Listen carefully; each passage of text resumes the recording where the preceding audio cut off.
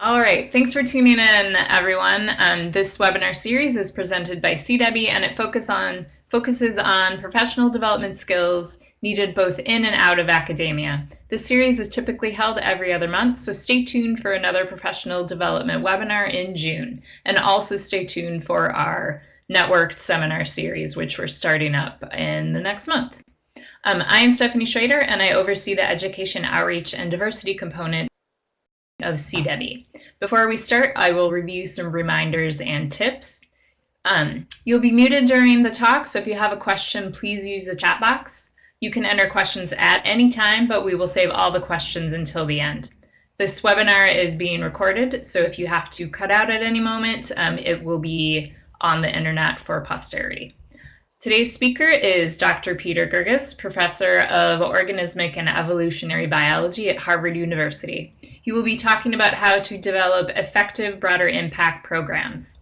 And with that, I will turn it over to Pete. Thank you very much, Stephanie. Thank you all for being here today.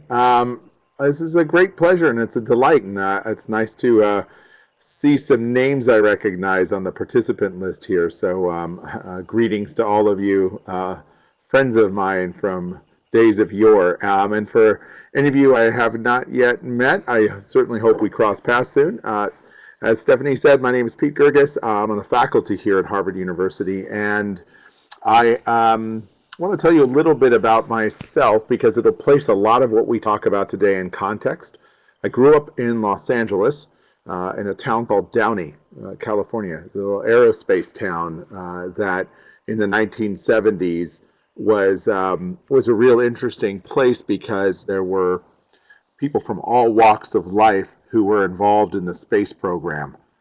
They had worked together to get the Apollo program up and running, and then by the time I was born, the Apollo program was winding down and the space shuttle program was winding up. So there were engineers and machinists and custodial staff and the like. But there was this real sense of unity, generally speaking, because, well, it was a Cold War, right? And we had to beat the Russians. But I think there was a strange, perhaps almost futuristic recognition that it really does take all kinds of people to make things happen. That's the environment I grew up in, and I'm very grateful for it. I went to UCLA as an undergraduate. I went to UC Santa Barbara as a graduate student. I did my postdoctoral work at the Monterey Bay Aquarium Research Institute. And my dream job, post-education, I suppose, post-formal education, was someplace along California's central coast. I really wanted to be on the faculty at a medium-sized teaching and research institution where I could engage with students who may not have had the fortuitous opportunities that came my way. I did not expect to end up at Harvard. It was a job I applied for at the behest of a colleague. I then found myself here, didn't know what to expect, but I've come to learn that Harvard, like all institutions, has some real strengths and some real shortcomings. And a lot of what I'm going to share with you today relates to that idea of your institution's strengths and shortcomings. So we'll come back to that point in a bit. But one of the things I remember being overwhelmed by in my first year or two is this idea of broader impacts. I was barely convinced that I was in a position to lead a science program, let alone teach anybody a thing or two about it, or more broadly, how it fits into our society or what its relevance is. And I spent a lot of time wringing my hands over this. And then a few things, again, fortuitously presented themselves and gave me an opportunity to really try my hand at any number of broader impacts, from museum speaking to other public engagements to building programs in my own lab. And so what I wanted to do today, here in my backyard, beautiful Acton, forgive me for sitting outside, the weather's so nice, it's like a rarity here, so I have to soak it up. But what I really wanted to do today was to go over this idea of broader impacts. Like what are they, right? What's their purpose? How do agencies define broader impacts? And then think about, and then provide you some examples of broader impacts. It's a very classic examples to give you a sense of, to remind us all of what broader impacts often implies. But then to ask ourselves the questions, how do we choose among these options? What are some tools that can help you choose among the different kinds of broader impact opportunities you might have? And then I want to end by, and I say this with all humility here, hopefully broadening your thinking about what broader impacts means, and sharing some ideas on how you might be creative in your approach to maximizing your efficacy. Some of these slides are a bit text heavy, forgive me for that, but I figured it would be an opportunity for you to revisit them at another point and see some of the material we touched upon. Let's start with this question of what's the purpose of broader impacts? Now, this is an important question, and there's a whole area of scholarship on broader impacts. Well, what does it mean, and how do we do it, and what's most effective? So Duke University has a Science and Society program, and they define it as, their definition is something that resonates with me. It's an ethical imperative to consider and communicate the broader impacts of your work. And increasingly, it is also an expectation of the agencies or foundations that fund your work. In particular, when the source of this support is public, it is incumbent upon you to explain how our money, right, it's all of ours, is being used, and what can be expected in return. What's the return on investment? The web link to this page is down at the bottom there, so I'd encourage you to pay it a visit if you want to read more about this. But what are the definitions of broader impacts? Well, there are so many, but I think the one that seemed most appropriate to share here today is the National Science Foundation set of definitions. Now, I'm not going to read through these word by word, but I want to give you a sense of what they entail, right? Broader impacts is a set of goals that is about engaging, more fully engaging the participation of women, persons with disabilities, and underrepresented groups, right, in science, technology, engineering, and math, improving STEM education and educator development, increasing public scientific literacy and public engagement with science and technology, improving our well-beings, our societal well-being, and developing a diverse and globally competitive workforce, right? Increasing partnerships among different entities, academics, or academia rather, and industry, national security, economic competitiveness, and so on. Now, this list is not exhaustive, and I would encourage you to go to NSF's guideline for proposals and read through this, because what I noticed upon revisiting this in preparation for this seminar is that there are things that I had forgotten. So when I started as an assistant professor, I read through that with all due diligence and tried to absorb what broader impacts meant. But it's always wise to go back and refresh our perspective. So take a peek at it. Now, a number of different organizations exist that focus on broader impacts, and I have a soft spot for two personally, and I would really encourage you to learn more about them and engage with them. One of them is the National Alliance for Broader Impacts. This is their website and a web photo. And in full disclosure, I have no affiliation with them, so I'm not, plugging something out of any self-interest, but I have found their resources to be impressive. And then there's the Institute for Broadening Participation, another group that focuses specifically on being a mechanism for scientists and engineers to engage with underrepresented groups in their research. Both of these and many other entities have guidelines or ideas on how you can propose effective broader impact plans. Not surprisingly, they start with the question is, have you clearly described your broader impacts? Have you thought about and explained who your target audience is? Is the target number of engaged participants clearly described? This is an important point, the number of your target participants or your engaged participants. Are you talking about 5 people or 500? And I'm going to come back to this point later because I'll tell you this right now.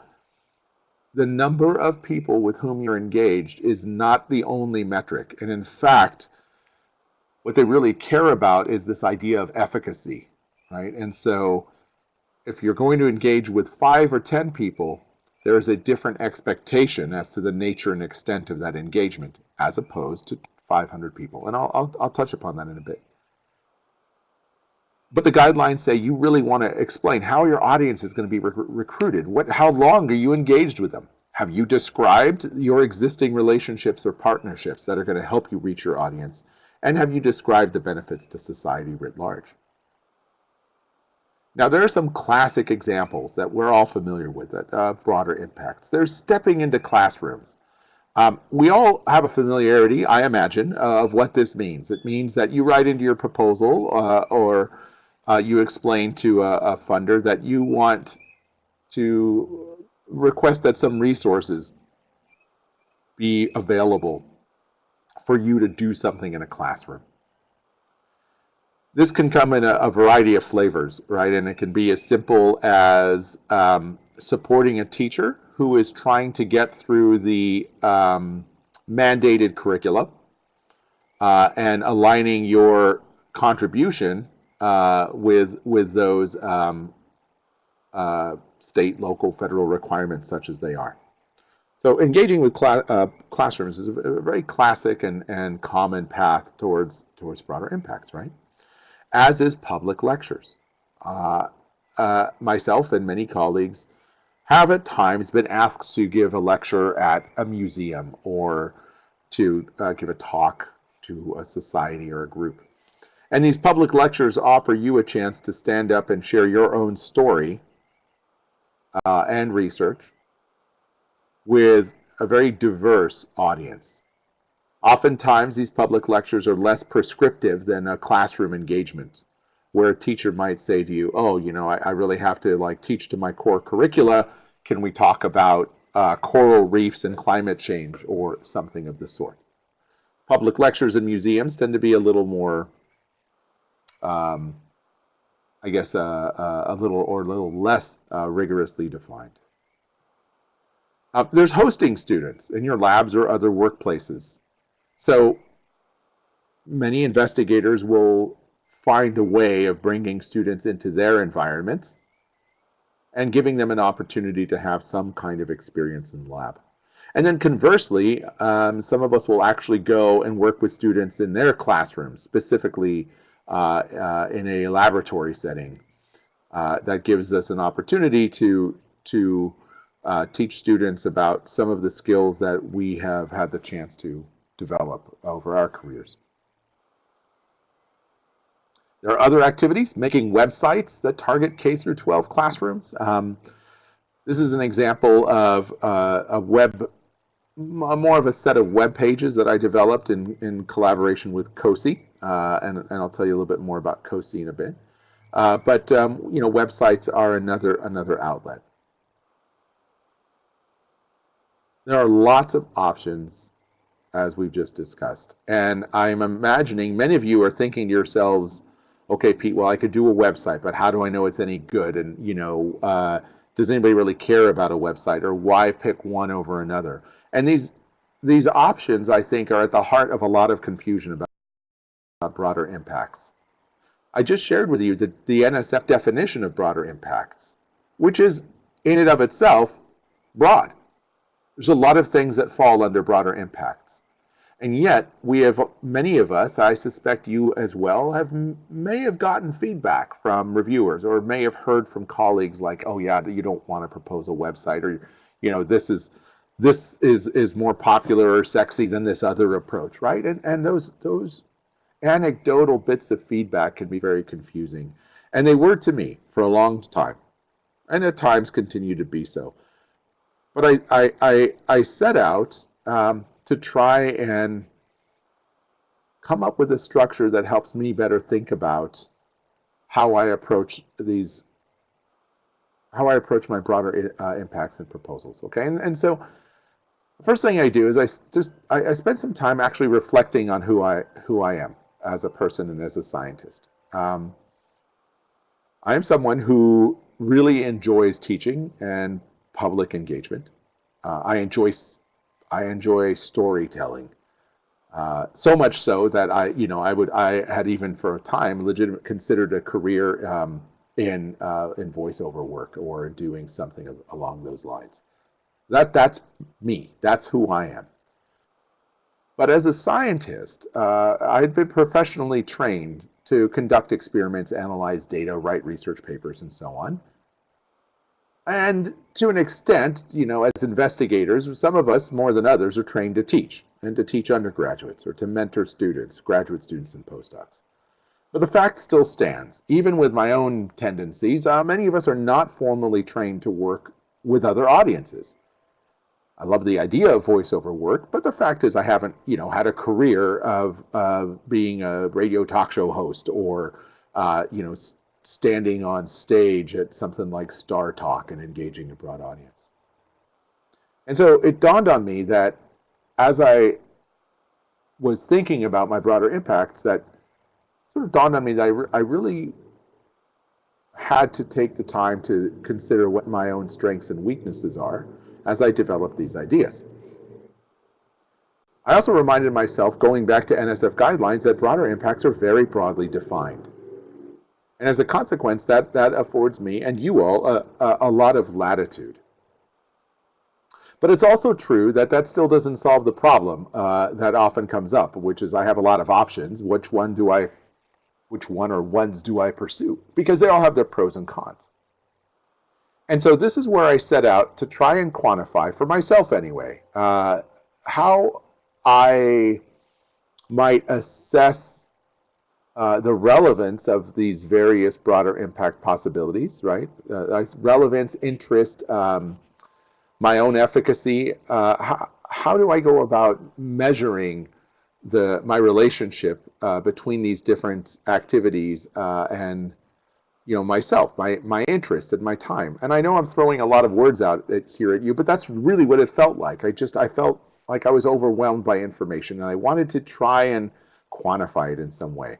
So the next couple of slides are arguably a bit of a crude attempt at doing that, but I think they're a good example of a useful exercise. Before I show you the data, let me tell you some of the kinds of activities that I was engaged in and continue to be engaged in, but these are examples from my assistant to associate professor days. One of the first things that happened when I landed here was I met a teacher named Paul McGinnis at the Cambridge Rindge and Latin School. It's a fancy name for a public school that's incredibly diverse, and it's here in Cambridge. And Paul McGinnis is a biology teacher there who also teaches marine science. In 2006, he came over and said, "Oh, great, you're a marine biology professor. What do you do? I've got kids in my classroom who'd love to work with you." And we literally launched ad hoc an internship program for high school students.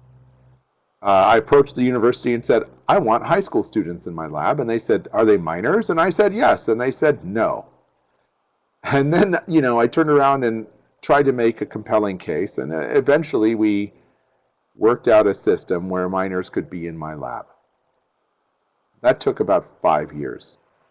But from 2006 to 2011, I was able to host high school students in a variety of other settings, including on board research vessels or in their own classrooms and so on. And Paul and I very organically developed a program that met the needs of the students.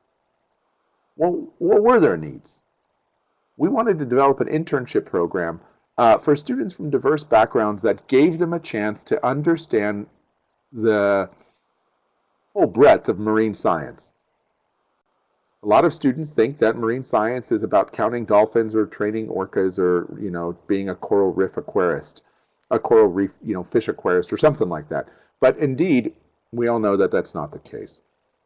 We wanted this internship program to give students a chance to work in areas of their own interest that was allied or related to marine science.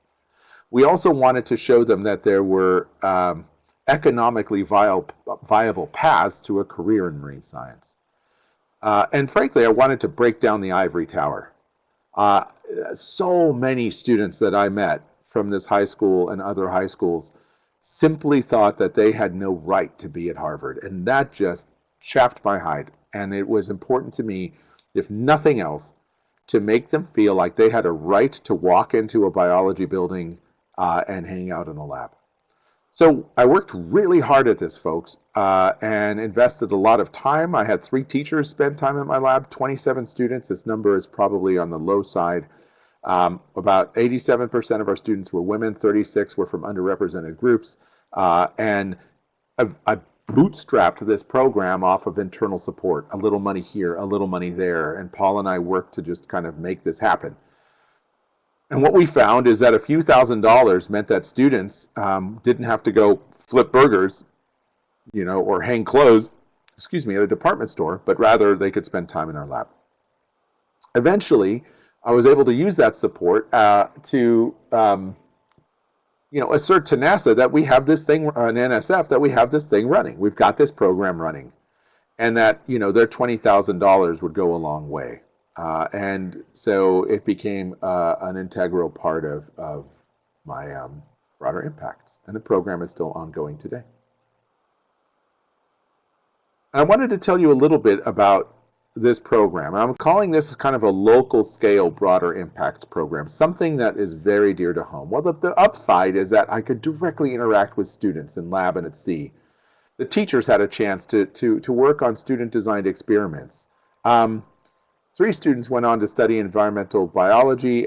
Again, these numbers are a bit on the low side, but more having done our most recent assessment, this is probably about 5 who've gone on to pursue some kind of environmental science in college. We had another 6 who have gone on to some kind of maritime policy.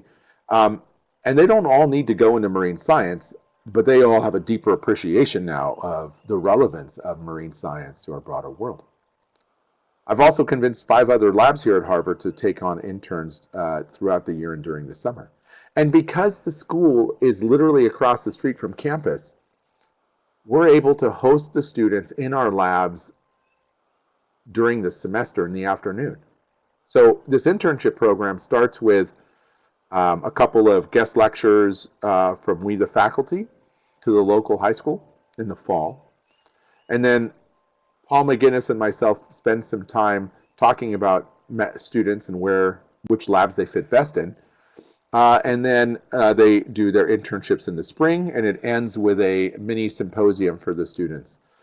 And again, this all got started when I was an assistant and associate professor. The downside is I did all the heavy lifting, or at least much of the heavy lifting, I should say. So Paul obviously did a bunch as well, so did I, but this wasn't something that I wanted to turn over to students or postdocs because of its complexities. There's a cost per student that's very high, a financial cost. There's liability issues, and again, it took 5 years for the university to come up with a waiver that they were comfortable with. There's limited lab space, so we can't have, any more than 6 to 9 students a semester. And our assessments were often anecdotal, and the breadth of our impact was unknown. The depth was clear. The breadth was unknown.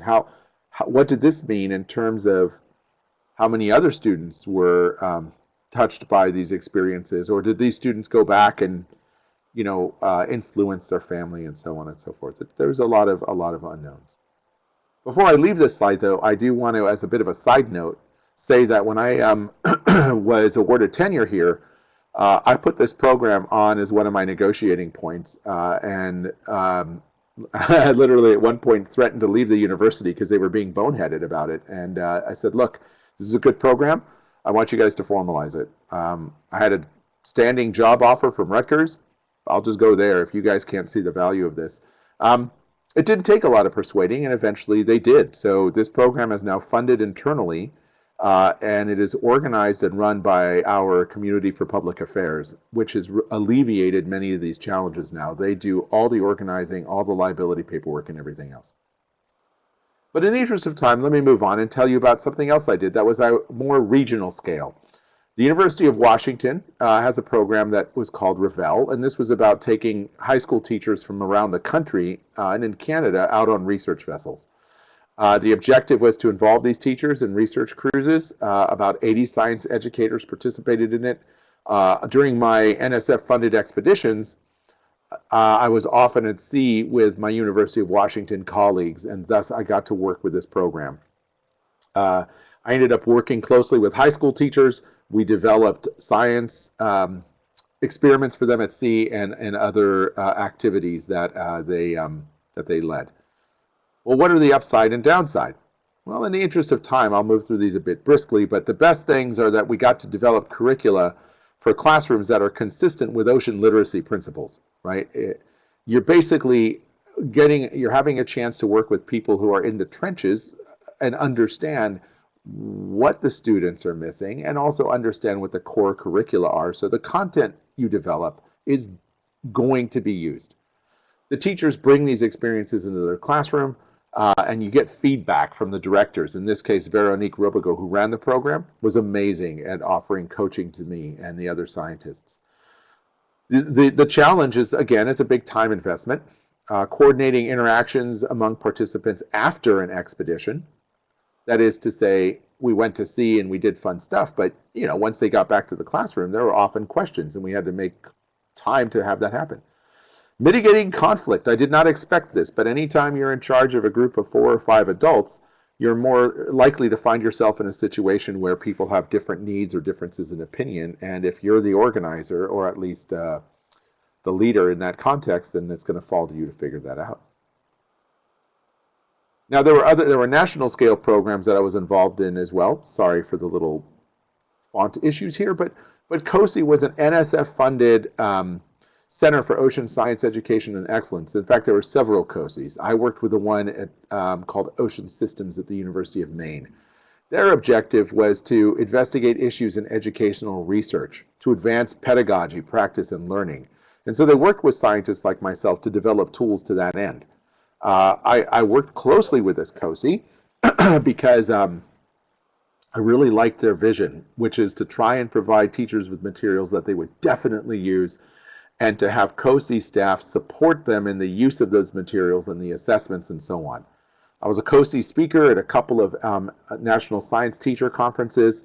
I've given a number of webinars. I have web content that's still on there. And even though NSF funding for this program ceased in 2012, it continues today because the teachers and the scientists and COSE staff are so vested. That's a great program, right? You get to collaboratively develop lasting resources for teachers, and you know that they're aligned with sort of best principles. The products are available online, they're still out there today, and you get continued interactions and great evaluation feedback. All, the things you've done well and the things you've done poorly, and pointers on how to improve.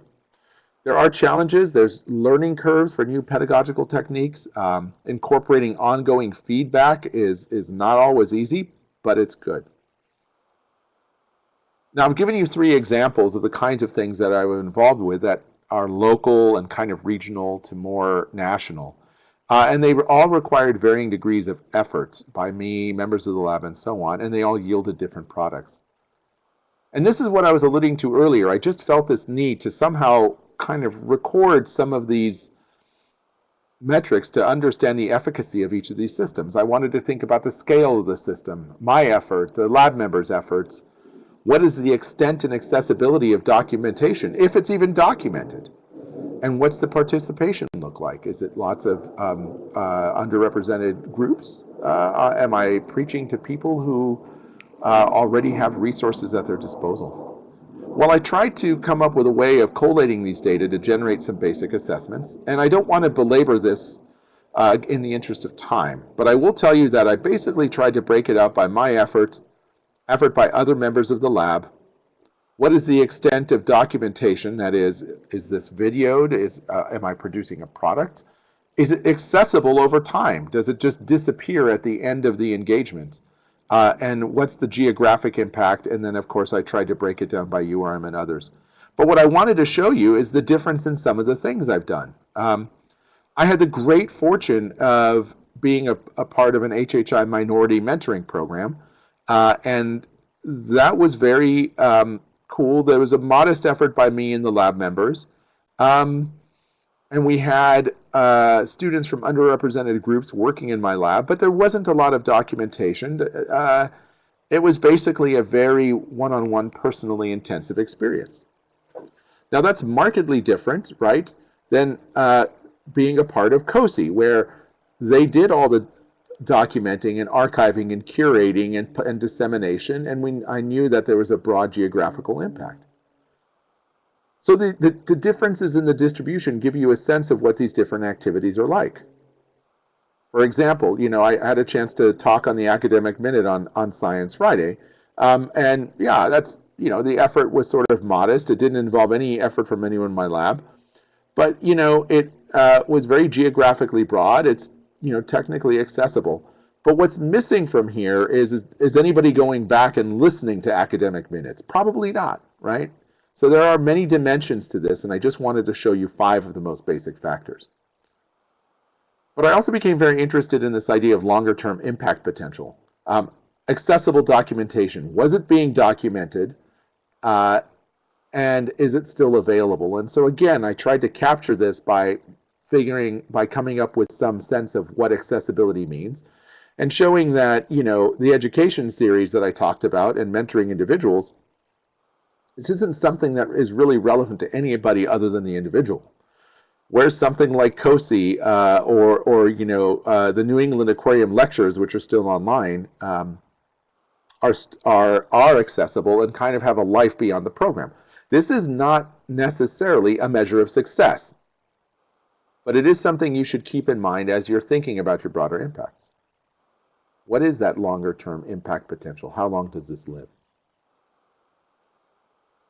And so I want to move towards kind of wrapping it up with some thoughts here, and then spending our time talking about your interests and the kind of things that you'd like to do. But to that end, I want to maybe think about this in terms of do-it-yourself broader impacts or plug-and-play broader impacts.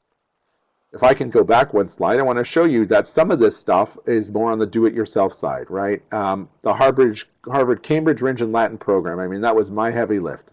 I love it, definitely a heavy lift, but that's a do-it-yourself kind of program. Mentoring a student from an underrepresented group for the 4 years that she's in college and really helping her navigate her time there, that's a do-it-yourself program. Other things I just basically plugged into, again, such as COSI or the Ridge Distinguished Lecture Series and so on and so forth. But when you look at the broader impact opportunities from the point of view of being an assistant professor or an associate professor or a full professor, or maybe you work at a company and you haven't done a lot of this, and there's a lot of factors that come into your decision on which of these you do. And I would say that if you think about this kind of plug-and-play approach to broader impacts, it means you're partnering with regional or national groups that are going to provide you a means of getting help in developing your content and your message. They're going to help you understand your audience, and they're going to facilitate communication with other education networks. And you're going to get professional assessment, right? Not all of these kinds of groups will do this, but many do.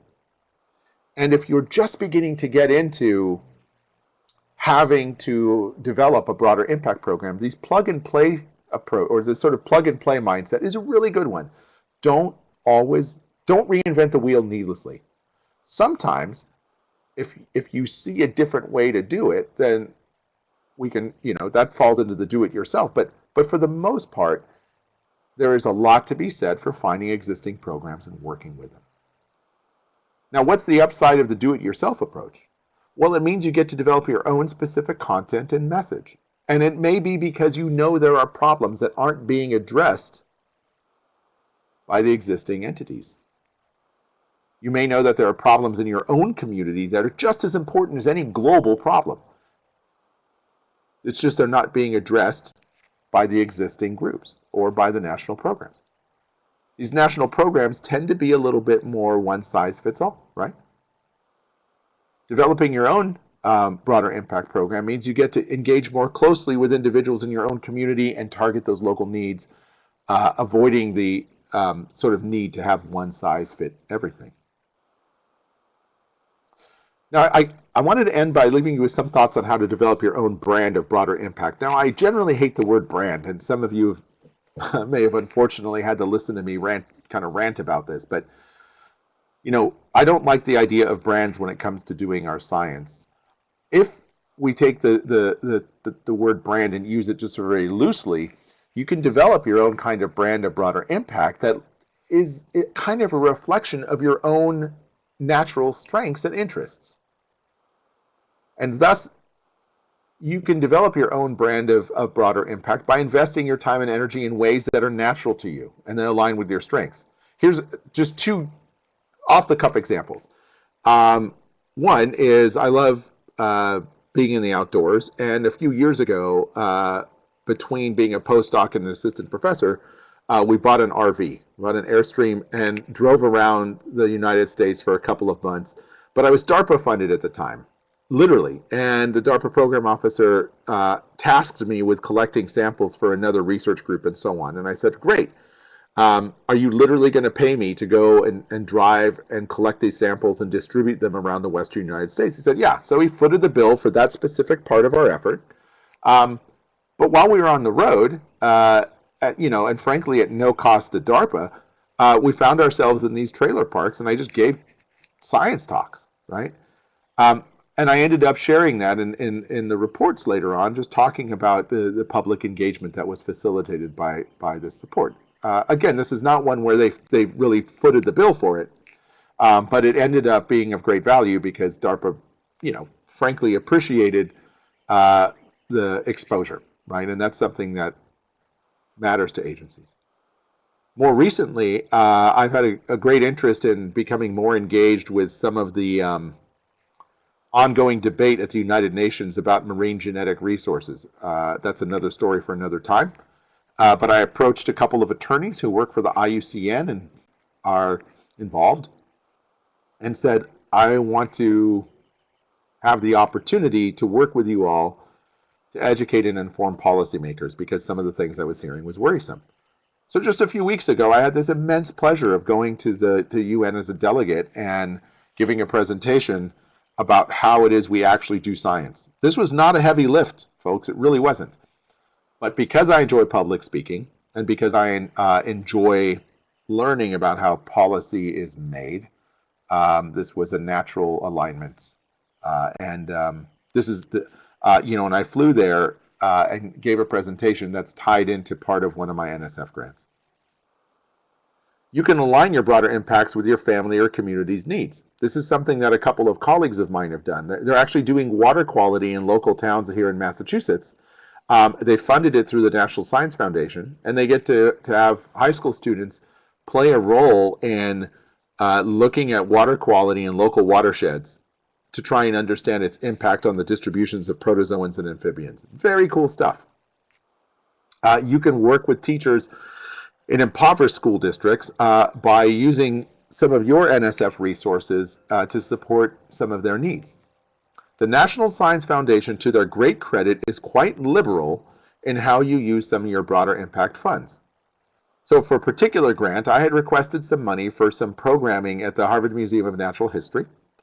And it turns out I was able to get, the $5,000 or so I needed for that from internal sources to work with the Museum of Natural History, which opened that money up in my grant.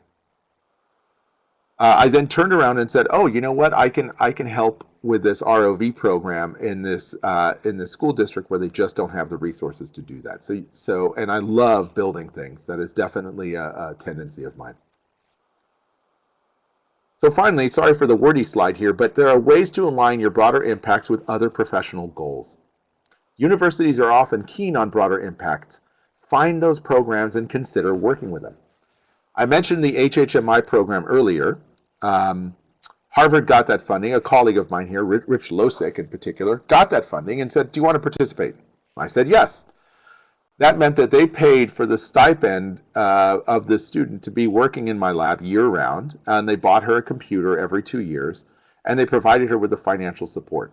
My job was then to use my NSF support to provide her with opportunities. So into my NSF grant, I said part of my broader impact is going to be taking these Harvard students who are generally pre-med, but come from underrepresented groups and get them to see and educate and inform them about ocean science. I can tell you that Dr. Annalise Roquet, shown here, she came to this country on a car that her dad converted into a boat and lived on Guantanamo for 2 years. and worked her, you know what, off to find herself at Harvard. And she was set on being pre-med, but after spending time in my lab and learning about microbes and being exposed to the amazing students and postdocs whom I have the privilege of working with, she is now appreciative of microbes, and is frankly, she's an infectious disease doctor thinking about how does she take her skills in medicine and her love and interest in the environment and do good in this world. So you can align yourself with existing programs. The second thing I would say is give a science talk to your central administration. This is a very potent tool.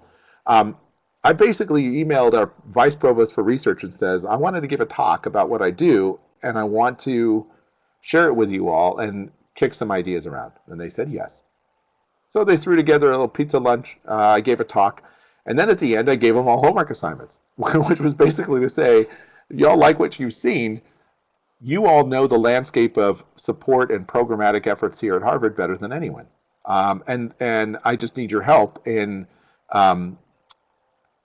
finding ways that I can leverage off of existing efforts. Like, I don't need to keep reinventing the wheel. And they were great, and they were absolutely supportive. And you don't have to be at Harvard to make that work. This works across all institutions. There are often programs that you don't know about that you can align with. And talking to your administration is a pretty good way to get there. So let's wrap it up in 2 minutes or so. Parting thoughts. There's great value in your broader impacts and in education and outreach at any scale. This is true. Do not underestimate the impact that you can have by caring and nurturing for an undergraduate for 4 years at a very formative time in their life. Do not underestimate the impact you have in a conversation in an elevator.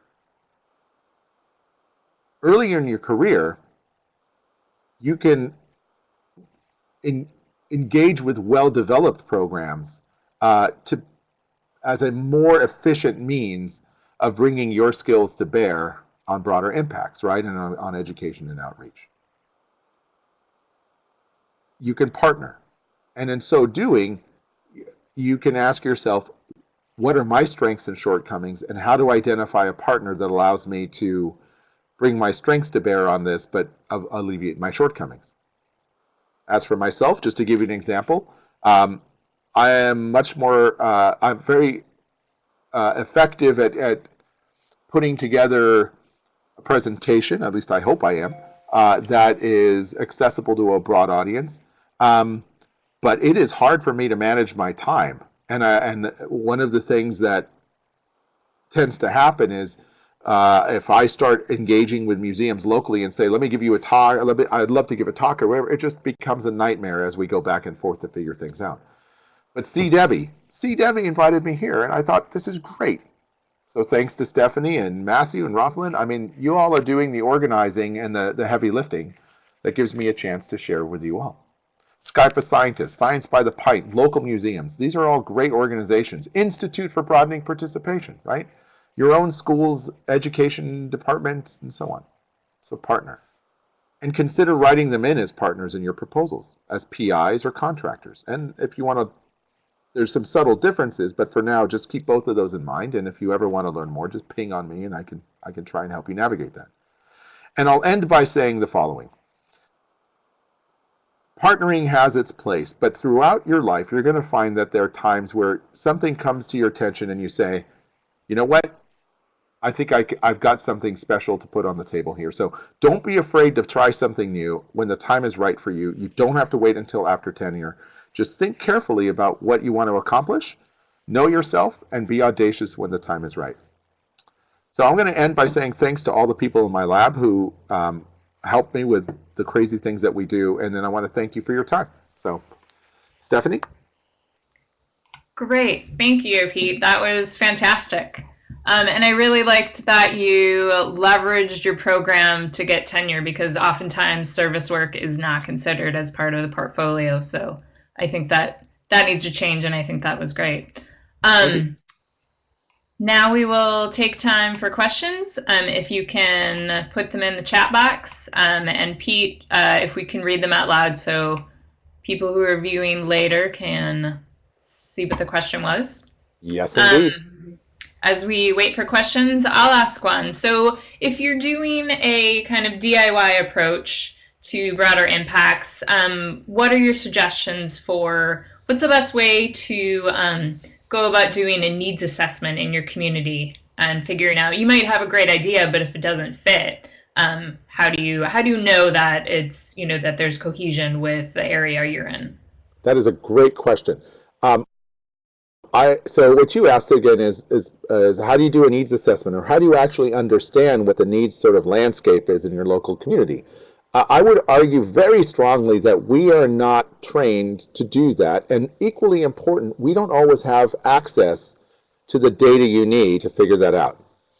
So what I've taken to doing is going to local, like local fairs. This is kind of much to the chagrin and horror of my wife, who, by the way, is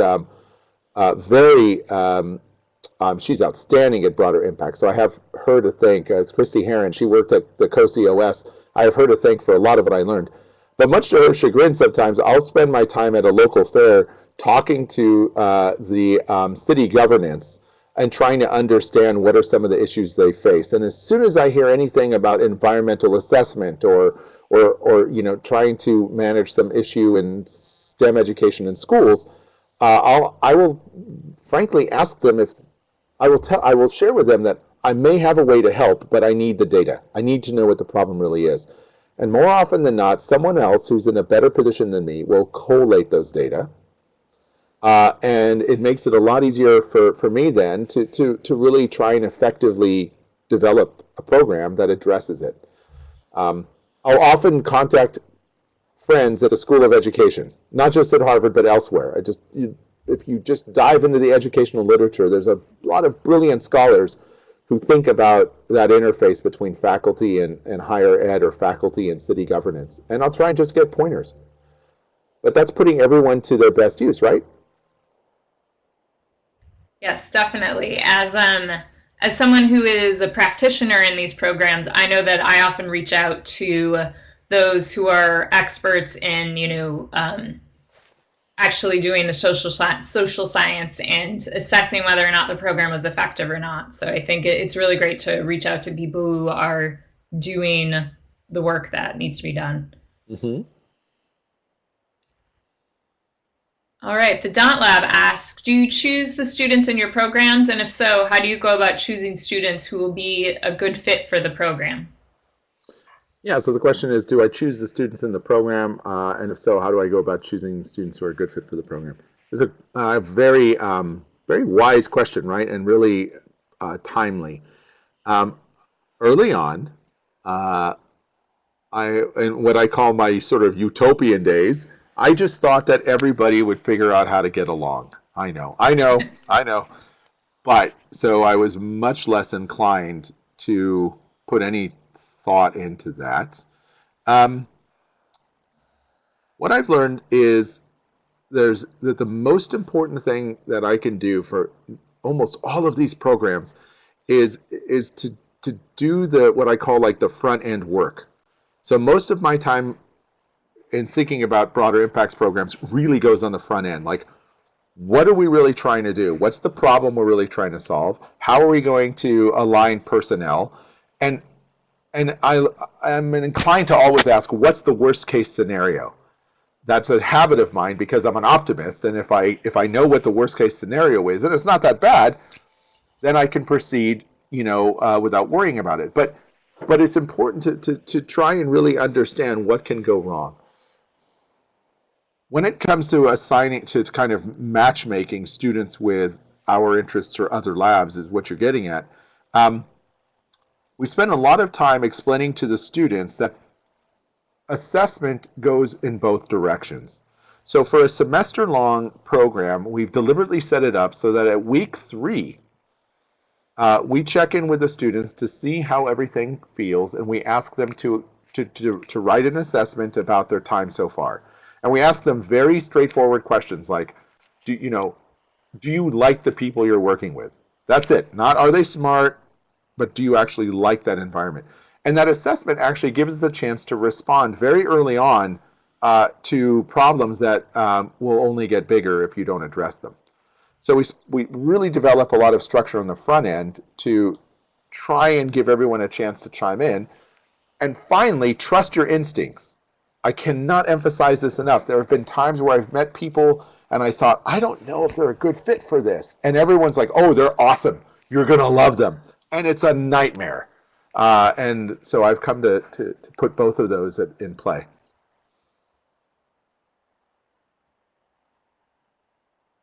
All right.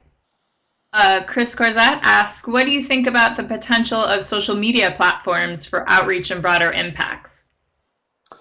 That's a great question, Chris. I have a pretty short and crisp answer to that. I think social media is a complicated place. That is the more common platforms, whether it's Instagram or Twitter or Facebook or whatever it is.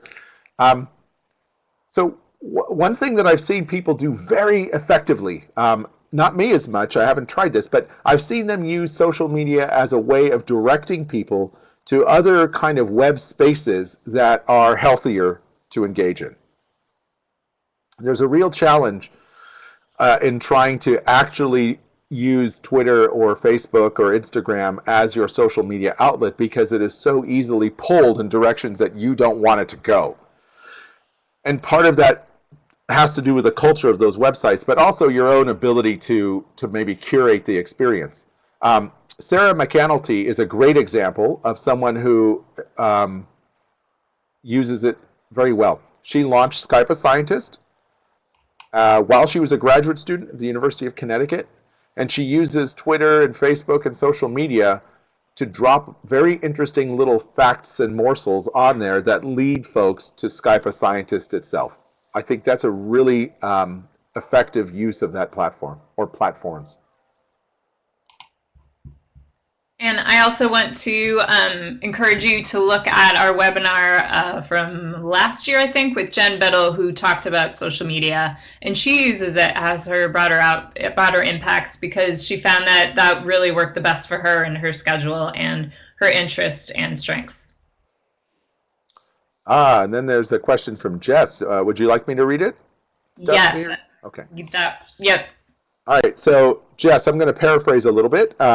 You said that as a postdoc, you're constantly trying to manage time in a way that'll be most well received by potential employers. And you're asking, how do hiring committees that I've been on consider outreach work versus research output? And to what extent do you encourage or discourage your own postdocs to engage in BI? Or if it varies by person and so on. Yeah, it's nice to talk with you again, Jess. I do not think that, let me answer it this way. Academia and then industry. I have, of course, much more experience in academia, but a little bit in industry to know that industry is actually much more positive and supportive of many kinds of broader impact activities than academia. The metrics for your success in industry are often more crisply defined, right? If you're hired to do a job and you're doing your job and then you're making the company look good, great. Ginkgo Bioworks is an awesome example of how that works. They very specifically tell their scientists, get your work done, and if you accomplish it in time, we'll actually entertain paying you for a day to do crazy stuff, including social media. Google does this, New England Biolabs does this, and so on. Academia is unbelievably conservative. And what I have found is that it's kind of like the 3 steps forward, 1 step backward phenomenon with broader impact when it comes to academic jobs. You're expected to be good at it, but not too good at it. And I've literally there have been postdocs in my lab who have struggled with this because they are so good at it that when they go to apply for jobs, people are deeply suspicious that they can't possibly be that good at it and be excellent at their science. And at the risk of keeping this clean for family audiences, I won't use the swear words I want to use when it comes to that, but it is nonsense. It is utter nonsense. Here's the thing, Jess. I think basically you're going to have to realize that you are going to attract the attention of employers in academia based on your research output. And what you want to do is to make sure that your application highlights that, and it's front and center. You want to make sure your broader impacts are present there, but consider them as playing a supporting role. Now, I hate to say that, but that is how academics will perceive you. I want to also note that I have found through working with the postdocs in my lab that if they put everything onto their CV, all of their broader impacts, it raises a lot of flags.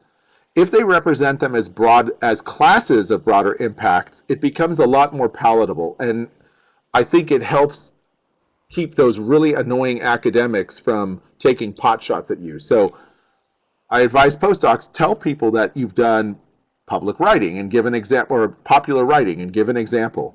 But to tell people that you're on Twitter and you've got kind of this whole Twitter thing going, or you're podcasting and all that, you're going to raise a lot of red flags. And I hate it, but it's true. All right. As we are... Okay. Just says, thanks, Pete, basically. As we are coming up on the top of the hour, I just wanted to put a plug in for one of the COSEs put out. It's a broader impacts wizard, and it helps you kind of develop your broader impacts statement. And I'm hoping to have someone come and give a webinar about how to use it. But it's a really great tool for kind of figuring out exactly what you want to write and kind of honing in on what you should be focusing on. Pete says, any last minute questions?